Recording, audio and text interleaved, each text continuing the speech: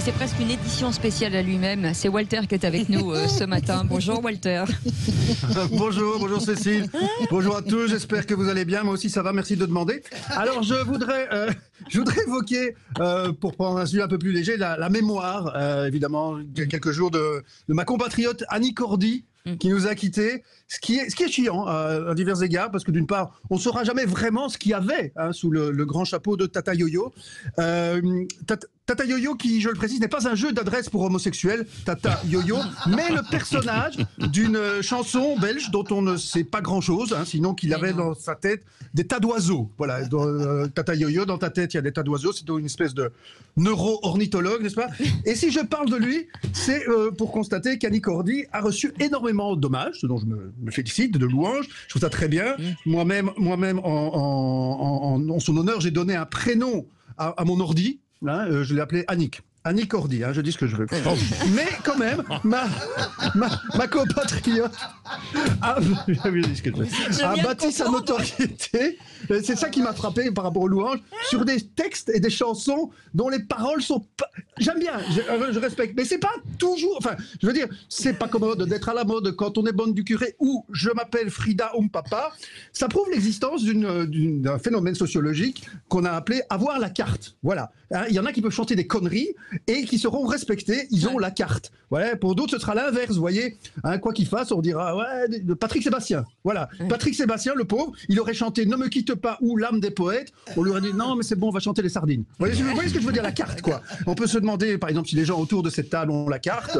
Évidemment, c'est Cécile à la carte, Françoise, rien que par son rire, à la carte. Est-ce que Patrick Roger a la carte? Je pense que poser la question, c'est y répondre. Alors, qui a la carte?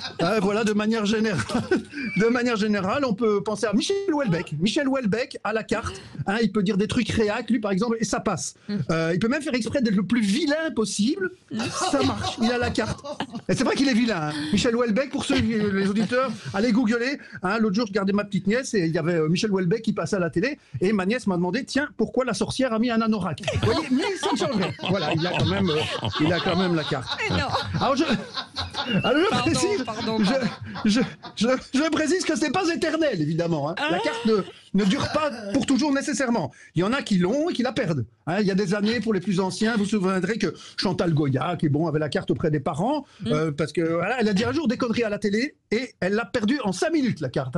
Elle l'a perdue. Chantal Goya, à ne pas confondre avec Francisco Goya, qui lui a toujours eu la carte, de la même manière qu'il ne faut pas confondre Jean-Claude Maradona et Diego Velasquez. Bon, voilà. Alors, qu'est-ce que je voulais dire? Parce que je perds un petit peu mes notes ici.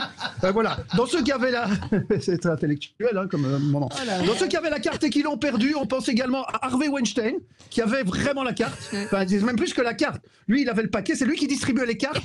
Et là, c'est fini. C'est fini pour Harvey Weinstein. Ça va être beaucoup plus dur pour lui avec les gonzesses. D'autant qu'à l'instar de Jean-Claude Duss, c'est un type qui ne pouvait pas tout miser sur son physique. Alors, je précise aussi que la carte n'est pas quelque chose qui s'hérite. Voilà, c'est pas parce que tes parents ont la carte que tu l'as. On pense notamment à Napoléon II. Voilà, pas la carte, par rapport numéro 1, moyen faible, voilà. Ou aussi à Françoise Dolto, la célèbre psychanalyste spécialisée enfant, qui elle avait la carte, très respectée, et dont le fils Carlos, qui malgré le fait qu'il était très sympathique au demeurant, n'avait pas la carte. La preuve, c'est que quand il est mort, quand il nous a quittés, Libération a titré Mort du chanteur d'Oasis, ce qui n'était quand même pas extrêmement respectueux. Alors... Il est affreux, ce Alors le concept d'avoir la carte marche avec tout, Cécile, parce que ça marche par exemple avec les pays. Il y a aussi des pays qui ont la carte et d'autres non. Oui. Par exemple, le Brésil a la carte. Voilà, on ne sait pas pourquoi, mais le Brésil a la carte. Où sont mes papiers? Je suis un petit peu dans le désordre. Voilà, je ne sais plus, mais c'est pas grave. Je suis quand même très amusant. Oui. Non, voilà. Alors je me suis gouré dans mes feuilles, ça n'est pas grave. Je voulais d'abord partir des activités qui ont la carte, des métiers. Il y a les pays aussi, j'en parlerai après. Voilà, voilà, vous avez une coupure. Voilà, avec ses conneries. Ouais, trop de cartes et puis donc il y a la censure qui est à opérer, quoi. Merci en tout cas Walter, donc qui s'était emmêlé les pinceaux et les feuilles, quoi. C'est surtout ça. Chaque matin à 8h30, notre séquence humour. Walter est passé par pertes et profits. Voilà, c'est ça. Il a perdu la carte. Voilà, il a complètement perdu.